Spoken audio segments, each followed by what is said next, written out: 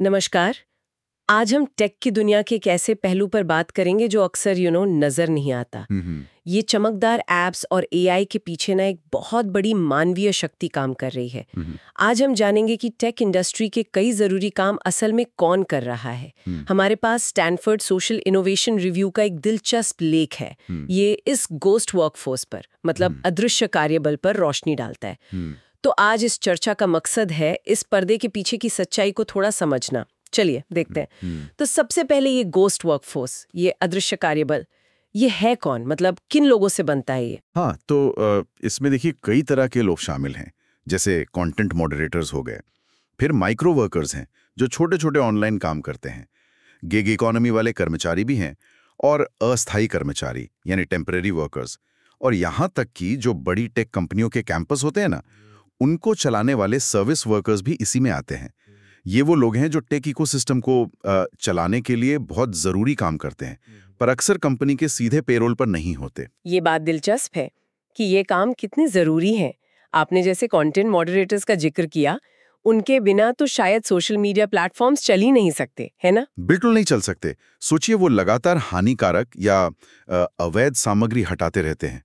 ये दिखाता है कि आर्टिफिशियल इंटेलिजेंस, एआई की इतनी बातें होने के बावजूद इंसानी मेहनत आज भी कितनी जरूरी है। और ये ऐसी मेहनत है जिसे अक्सर जानबूझकर छिपाया जाता है। टेक इकोसिस्टम का जरूरी पर अदृश्य हिस्सा हैं ये लोग। और ये अदृश्यता सिर्फ पहचान तक ही नहीं है, शायद उनके अधिकारों और सुविधाओं में भी ये फर्क दिखता है।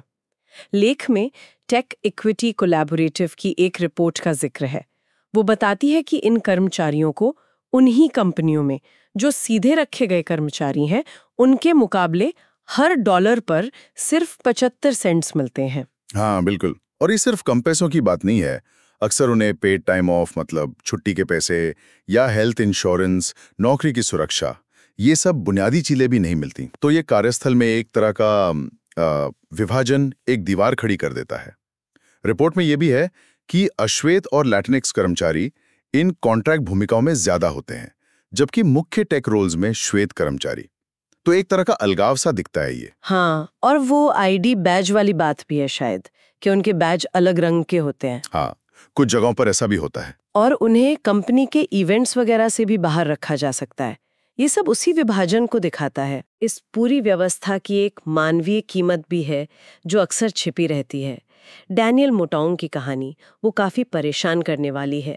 दक्षिण अफ्रीका से नैरोबी गए थे वो। हाँ, बेहतर नौकरी की तलाश में, लेकिन वहां उन्हें फेसबुक के लिए कंटेंट मॉडरेटर बना दिया गया।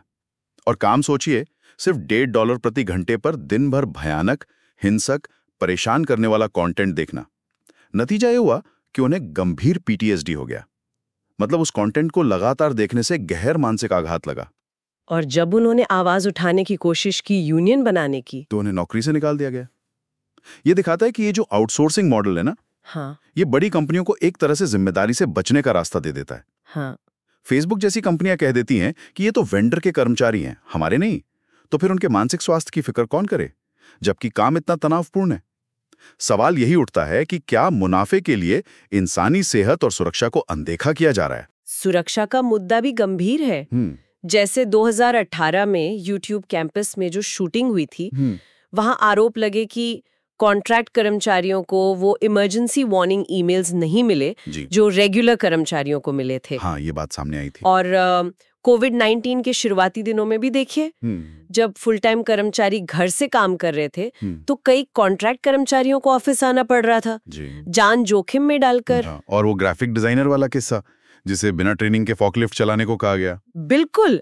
ये जो 2 स्तरीय व्यवस्था है, ये सिर्फ मानसिक नहीं, शारीरिक सुरक्षा के लिए भी खतरा है। ऐसा लगता है जैसे इन कर्मचारियों को कमतर समझा जाता है, डिस्पोजेबल, तो उनकी सुरक्षा भी नजरअंदाज हो जाती है। लेकिन अब शायद कुछ बदल रहा है। ये जो अदृश्य कर्मचारी हैं, अब आवाज उठा रहे हैं। हाँ बिल्कुल, अब वो चुप नहीं है। डैनियल मोटाउंग का मुकदमा एक बड़ा उदाहरण है। फिर केन्या में पहला अफ्रीकन कंटेंट मॉडरेटर्स यूनियन बना है, और गूगल की पेरेंट कंपनी अल्फाबेट में अल्फाबेट वर्कर्स यूनियन बना है। इसमें डायरेक्ट और कॉन्ट्रैक्ट दोनों तरह के कर्मचारी शामिल हैं। तो ये सब बढ़ते प्रतिरोध के संकेत हैं। और कानूनी तौर पर भी कुछ हो रहा है। हाँ, कानूनी मोर्चे पर भी केन्याई अदालत ने हाल ही में फेसबुक को कंटेंट मॉडरेटर्स का वास्तविक नियोक्ता माना। True employer.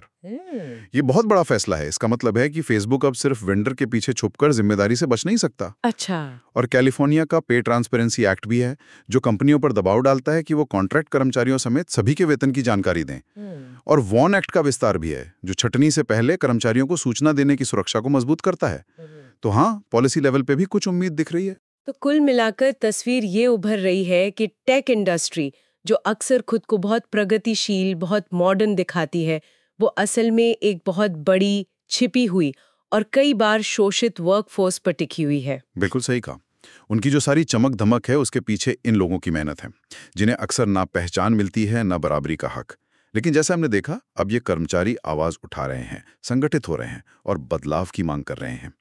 कानूनी और नीतिगत स्तर पर भी कुछ सकारात्मक संकेत हैं। यहाँ एक जरूरी सवाल खड़ा होता है। हाँ, सवाल ये कि जब हम इन टेक्नोलॉजी प्लेटफॉर्म्स का रोज इस्तेमाल करते हैं, चाहे वो सोशल मीडिया हो या कोई ऐप, तो क्या हमारी भी कोई जिम्मेदारी बनती है उन अदृश्य लोगों के प्रति जो पर्दे के पीछे रहकर इन्हें हमारे लिए मुमकिन बना रहे हैं? चलिए इस सवाल पर सोचने के लिए छोड़ते हैं।